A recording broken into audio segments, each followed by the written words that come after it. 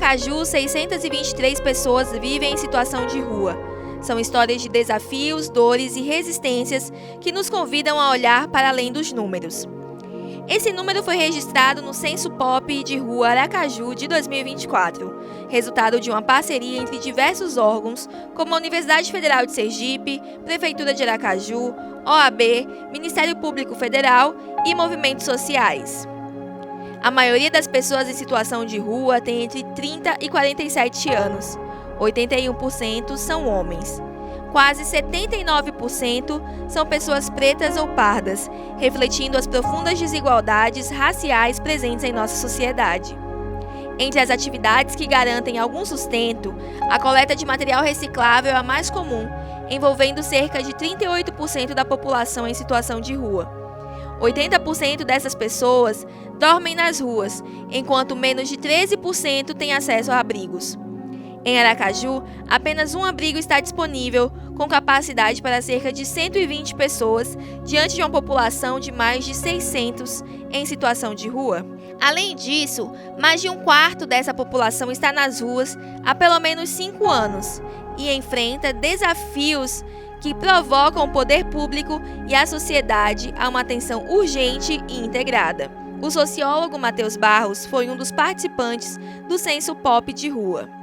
Esse Censo Pop Rua de 2024 ele foi uma provocação já oriunda dos movimentos sociais, sobretudo do Movimento Nacional da População de Rua, Pastoral de Rua, a Associação Católica Bom Pastor, que lidam diretamente com o público em situação de rua e que já clamava sobre dados mais recentes e sobre uma contagem mais fidedigna da população de rua aqui em Aracaju. Essa pauta também é uma pauta a nível nacional, né? Desde que o decreto 7.053 foi instituído, junto com a Política Nacional da População de Rua, o censo, ele em alguma medida vem sendo solicitado pelos movimentos sociais no Brasil todo, e aqui não seria diferente. A diferença que a gente teve aqui é que os movimentos sociais provocaram os entes, como o Ministério Público Federal, a própria Secretaria de Saúde, que disparou em alguma medida o censo. Quem provocou o início do censo foi a Secretaria de Saúde, na época, junto com os movimentos sociais. E aí, depois chegou a Universidade Federal, a gente acabou, com o decorrer do tempo, formando um grupo de trabalho. E esse grupo de trabalho, ele não só construiu o censo, mas construiu toda a metodologia, toda a forma de atuação, porque contou com as próprias pessoas em situação de rua na construção do projeto de pesquisa e na execução da pesquisa. O censo voltado à população em situação de rua mostrou que o desemprego, drogas e problemas familiares foram os principais problemas que levaram as pessoas a essa situação. Diante dessa realidade, o pesquisador defende o fomento das políticas públicas. Em alguma medida, os dados corroboram com outras pesquisas censitárias a nível nacional, né? A gente já esperava em alguma medida essa similaridade, porque apesar de Aracaju ter sua realidade própria, a gente entende que os fatores que levam as pessoas a ficarem em situação de rua, eles acabam sendo um pouco similares em todo o território nacional. Que no final das contas a gente chama de uma série de fracassos institucionais, né? Então você vê aí a instituição família, né, essa relação, a instituição trabalho, como também fatores que levam aí a essa condição de vida. A gente também tem aí, nos últimos anos, sobretudo nas últimas 2 décadas, a questão da saúde mental e do uso abusivo de psicoativos, de substâncias, de drogas, sobretudo pelo avanço, digamos assim, das desigualdades sociais, etc., que tem se tornado uma realidade, inclusive, mais latente para a população de rua, né? Não é todo mundo que está na rua que faz uso de substância, mas uma grande parcela tem essa associação, que, na verdade, só remete à necessidade de políticas públicas voltadas para a saúde, né? E quando os dados mostram que esse rompimento familiar, esse rompimento no mercado de trabalho, esse rompimento em relação à sua própria saúde, o uso de substâncias abusivas, quando esses dados mostram que precisa de um fortalecimento das instituições que, de alguma forma, cuidam desses setores na vida da pessoa, né? Então, assim, A gente tem políticas públicas hoje em atuação, como por exemplo o consultório na rua, o próprio CAPES, que faz o atendimento a pessoas que fazem uso abusivo de alguma substância, álcool ou outras drogas.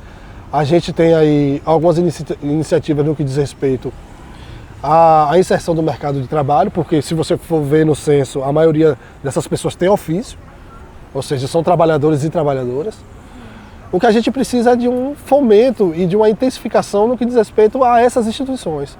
A pesquisa revelou também que uma parcela significativa dos entrevistados gostaria que existissem serviços relacionados ao emprego, renda e assistência social, e também sonham com a habitação.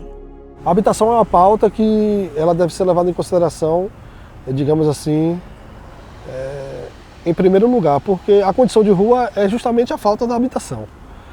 E a gente sabe, em alguma medida, que a habitação também pode ser um mecanismo de fomento de outras políticas públicas, como políticas de saúde, como políticas de assistência, políticas de trabalho, né? E a gente sabe que a residência, o lar, é importante para a construção da própria vida social da pessoa, né? A condição de rua é uma condição que você está em uma alta vulnerabilidade. Você dorme na rua, você acorda na rua, então você está em insegurança alimentar, você está à mercê da violência policial, muitas vezes sem acessar instituições que promovem saúde, como por exemplo uma unidade básica. Então assim, o que acontece são diversos descolamentos. A ideia da habitação é uma ideia de estancar, digamos assim, essas demandas a priori, né? E a pessoa tem uma residência, óbvio que tem que ser trabalhado, né? Tem que ser construído isso com a pessoa, mas que dá a possibilidade inclusive de fomento de outras políticas públicas, né? Um dos problemas vivenciados pela população em situação de rua é a violência. 63% relatam terem sofrido algum tipo de agressão. O pior é que, segundo as pessoas em situação de rua, 40% das agressões foram cometidas por agentes da própria segurança pública. Em julho deste ano, por exemplo, um policial atirou na cabeça de Luiz Magave, um homem em situação de rua que sofria de esquizofrenia e era acompanhado por um programa da Secretaria Municipal de Saúde e pela Pastoral do Povo de Rua. O motivo do disparo, segundo o policial, ocorreu porque Magave forçou a entrada em um prédio da corporação. O que a gente precisa dialogar com a sociedade é justamente no rompimento desse preconceito, desse estigma. Se você for pegar os dados do censo, você vai ver que quase 80% são pessoas negras. Então a gente tem aí um recorte racial que é constituinte da população de rua, que de alguma forma é similar a nível nacional. Então você tem o racismo, você tem o sexismo, você tem o machismo com as mulheres, né? Quando a gente vai falar sobre violência, sobretudo sobre violência policial, a gente não pode deixar de falar disso. Porque já são pessoas que têm um agrave de estar na rua, morar na rua, que tem esse estigma, e você soma com esses marcadores sociais da diferença que são estruturantes no Brasil. O racismo, né? A gente não pode deixar de falar que a violência policial ceifou há semanas atrás Magaiva, que era uma pessoa em situação de rua, em sofrimento mental, com um tiro na cabeça. Então assim, quando a gente vê a população de rua ser morta dessa forma, né, com o aval de uma instituição da segurança pública, a gente entende que a população de rua cristaliza um sintoma da sociedade atual, que é a violência policial, que é a violência urbana de uma forma geral. E a gente fala para as instituições de segurança pública que é necessário rever esse tipo de atuação. Porque no caso de Magaiva, por exemplo, era uma pessoa em sofrimento mental, sem nenhum tipo de motivação para uma atuação como aquela. Então, isso aí mostra muito como, por exemplo, a segurança pública lida com a população em situação de rua. E o que está por trás dessa forma de lidar? Está por trás justamente esses estigmas, esse preconceito. A população de rua, de uma forma geral, para a sociedade, ela não deveria estar ali. Porque a rua não é o lugar de se viver, eu entendo isso. Mas a gente não pode ceifar a vida das pessoas porque as pessoas estão num lugar que não deveriam, em várias aspas possíveis, estar. A gente precisa construir democraticamente políticas públicas, atuações do poder governamental, da sociedade em geral, para que a gente dê a possibilidade de transformação dessa realidade. Visando atuar no combate ao preconceito e no cuidado com a população em situação de rua, existem diversos projetos sociais que realizam um trabalho brilhante. Um deles é o da Associação Bom Pastor. Dona Rosivânia trabalha há 40 anos com a população em situação de rua. Antes era realmente pessoas com perda de vínculos, pessoas que estavam com problema de substâncias psicoativas, né? E alcoolismo, e que viviam nas ruas, e a gente ia sempre levar alimento, fazer uma escuta, né? E tentar ajudá-los nas necessidades. Depois, com a pandemia, foram além das pessoas que estão em situação de rua, morando e vivendo, foram outras famílias, por conta da fome. E daí começou a juntar. Se você for hoje no mercado, no estacionamento, às noites, todas as noites, você vai encontrar em média de 200 pessoas. Isso entre 50 crianças, 150 adultos, que vão lá para receber alimentos, porque usam o Bolsa Família para o aluguel e ficam com fome. E como a maioria das mães não tem emprego, e também tem crianças pequenas, não tem creche, não tem onde deixar, ficam totalmente tolhidas da sua autonomia. E aí vão ao centro esperar alimento, se alimentam e levam para casa. E assim também tem na praça, assim também tem no Banese, assim também tem no Ceasa e várias áreas que a gente já conhece, que tem pessoas que se acumulam para se proteger e aí ficam sempre na expectativa de alimentos diariamente. E toda semana a gente visita, aí como assistente social, depois da pandemia, enormidade de mulheres nessa situação. Então a gente começou a chamar, ir para as audiências públicas, chamar promotor público e dizer que tinha um público que estava esquecido. A população de rua não tinha nem censo, né? Não tinha nem número.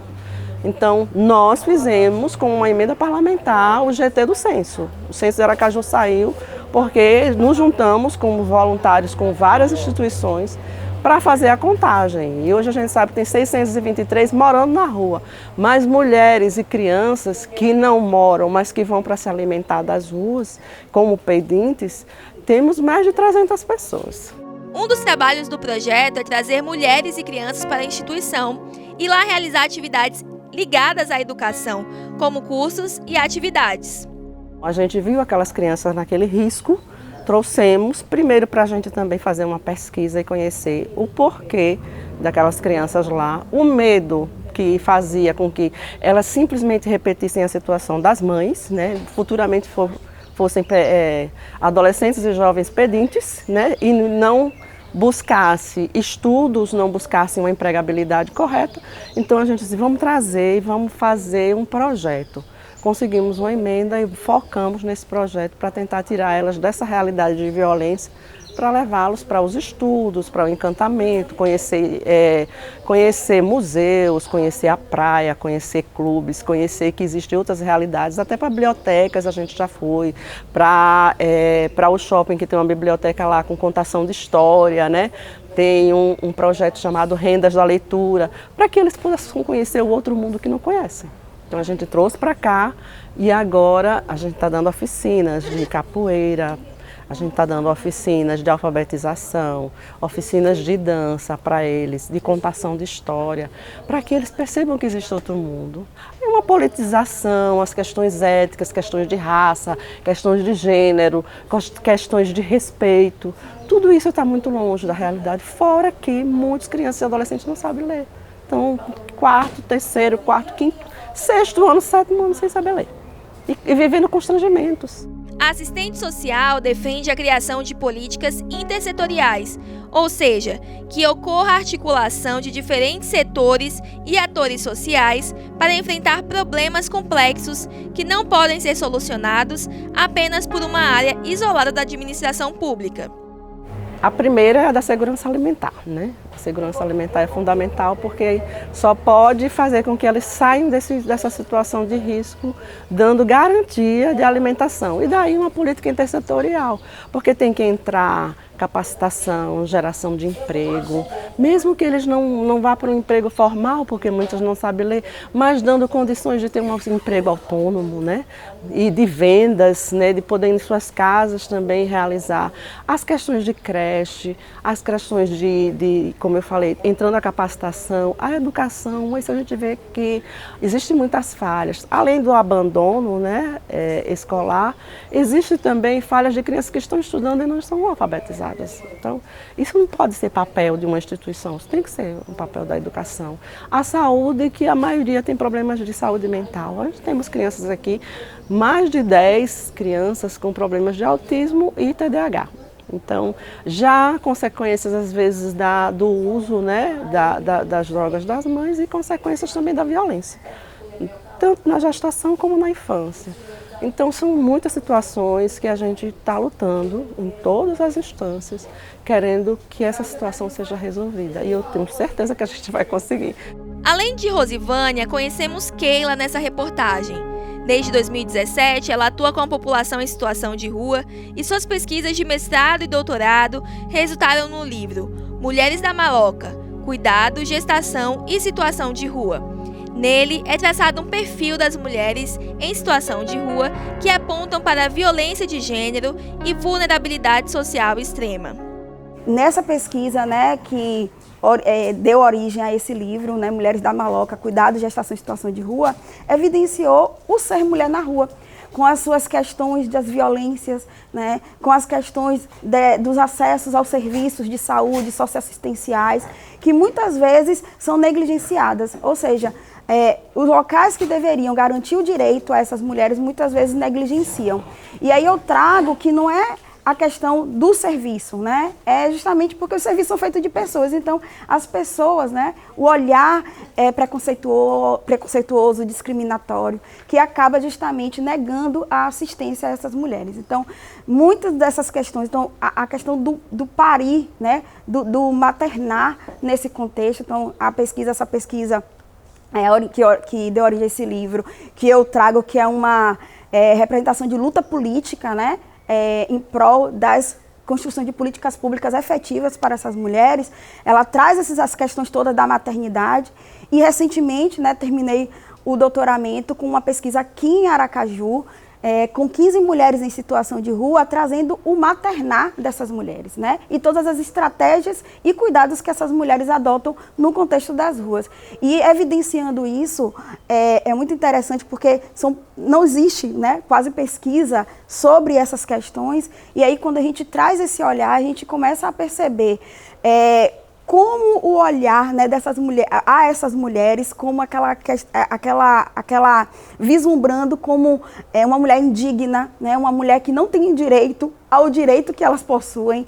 E então retira-se o filho dessas mulheres, que sana a situação, né, olhando sempre apenas a questão da criança, mas não olhando o todo, né? A relação do vínculo dessa mãe com esse filho, os malefícios que vão ser causados a partir dessa quebra, né? Desse desvinculamento entre mãe e filho, e família quando se tem, e companheiro quando se tem. Então é preciso ter esse olhar diverso, né? Para essa heterogeneidade que é atravessada pela só vivência dessas mulheres. Então, assim, as mulheres, essa pesquisa que foi realizada aqui em Aracaju sobre a maternagem em situação de rua, ela traz isso.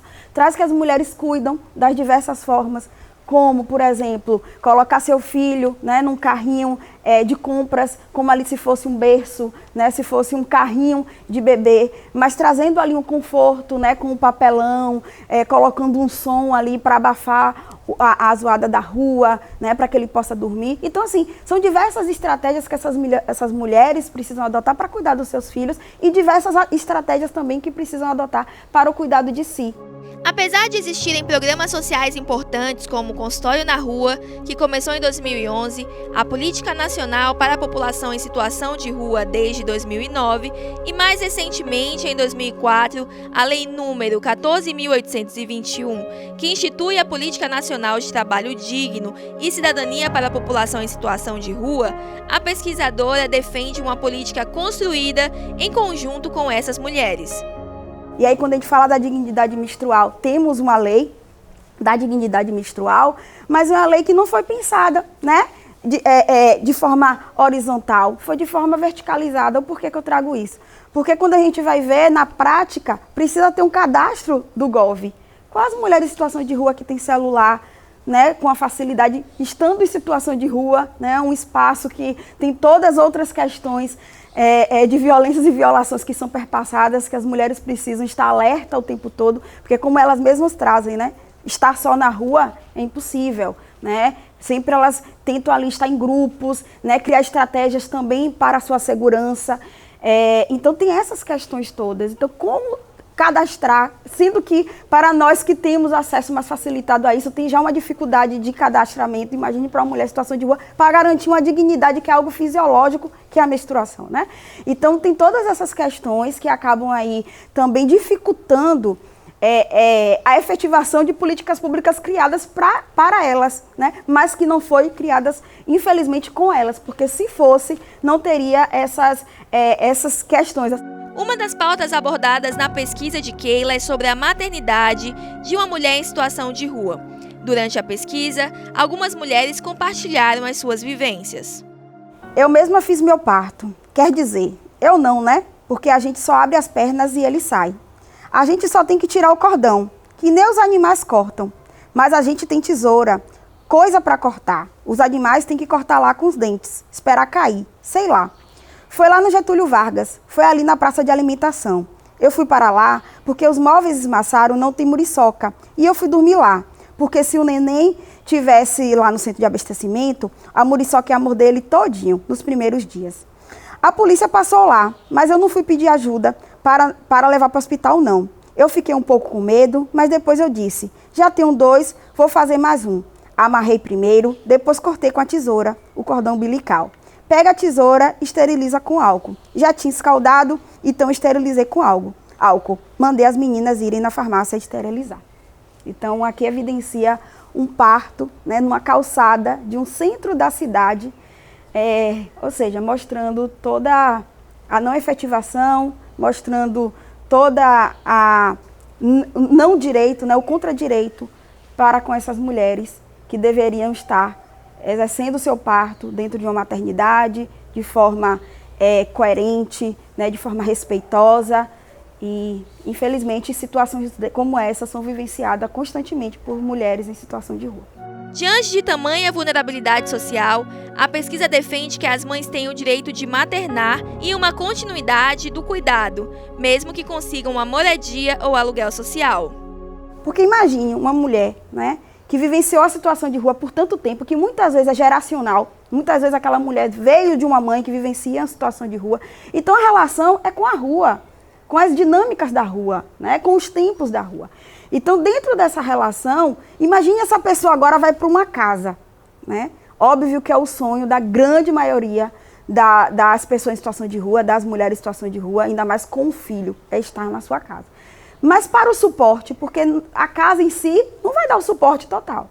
E a comida, e o suporte psicológico, né? E o suporte alimentar, enfim, o suporte de lidar com aquela outra dinâmica do cotidiano de estar dentro de casa. Então, tudo isso precisa de suporte. Então, quando eu trago aqui que é justamente tem que unir forças, e é um trabalho contínuo, né, de formiguinha, né? Ainda tem quando tem a questão do uso abusivo de substâncias psicoativas, então são outras questões. Então, tudo isso precisa ser construído de forma coletiva, né, dentro das instituições intersetoriais. Isso também não falo só questões governamentais, mas também as relações com o território. Às vezes a vizinha, né, às vezes o mercadinho, a padaria, enfim, são as relações também de afeto que essas pessoas criam nesse lugar, né, nessa dinâmica. Então, esses locais que a gente precisa sempre procurar para efetivar essa construção e a efetivação dessa relação mãe-filho, né, desse maternar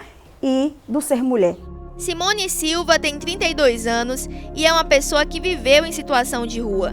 Há 5 anos, ela participa do movimento voltado à criação de políticas públicas para essa população.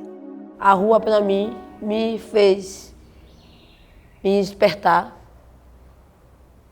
e fez mostrar que é possível sair das ruas, que eu residia nas ruas. Hoje eu não resido mais nas ruas, saí das ruas de Aracaju, porque através do movimento que eu faço parte, me deu a possibilidade de eu enxergar que é possível sair das ruas de Aracaju. Hoje eu estou representante das mulheres das ruas de Aracaju, num intuito de buscar políticas públicas, moradia, dignidade, tudo que tem de direito para as mulheres que vivem em situação de rua. Eu conheci o movimento, os movimentos, porque é vários movimentos, o movimento da Pastoral do Povo da Rua, o movimento da Comunidade Bom Pastor, o movimento do consultório na rua. Eu não fui até eles que chegaram até mim. Foram os movimentos que, assim, que fazem um belo trabalho no dia a dia, nas ruas de Aracaju. Eles chegaram até mim no momento que eu mais precisava, que eu residia ali na região do Bonese, central de Aracaju. Eles foram até mim levar dignidade, mostrar que eu tinha direito de um emprego, mostrar que eu tinha direito a uma moradia e que eu tinha capacidade de sair das ruas e daquele local que eu vivo. Através dos movimentos, eles me deu a oportunidade de eu fazer vários cursos. Eu tenho um curso de informática básico avançado, eu fiz o curso de cuidador de idoso, terminei o curso de cuidador de idoso. Estou fazendo o curso aqui pelo Bom Pastor, do Agente Popular de Saúde. Estou fazendo o curso, que nós começamos, vai fazer um mês. E vou começar outro curso também de corte de cabelo e beleza. Fiz outro curso de design de sobrancelha. Através desses movimentos, ele me deu a oportunidade de enxergar que eu tenho capacidade de fazer cursos, de chegar a lugares que eu almejo chegar, alcançar, e ele está me dando a oportunidade de eu saber que as mulheres da rua existem. Durante a nossa conversa, uma fala de Simone nos tocou. Mulheres de rua existem e por isso precisam de visibilidade e políticas públicas específicas. As mulheres da rua, elas existem, e elas existem e pedem por socorro, por um emprego, por moradia. E nós, mulheres da rua, eu como militante, quero ocupar esses espaços e brigar por moradia, por emprego, por luta, por tudo, e mostrar que as mulheres da rua, elas existem. E ela tem voz, e tem vez, e tem capacidade de que muitas mulheres têm seus filhos tomados, porque elas não têm condições, não têm emprego. E eu quero que eles enxerguem que as mulheres existem, têm capacidade de criar seus filhos e que eles venham produzir, fornecer emprego, moradia para essas mulheres e dignidade. Encerrando essa história, fica o convite a enxergar cada pessoa em situação de rua para além dos números. São trajetórias de vidas marcadas por sonhos, resistências e desafios que pedem mais do que solidariedade passageira. Pedem políticas públicas estruturadas, construídas de forma intersetorial e com a participação ativa das próprias pessoas em situação de rua.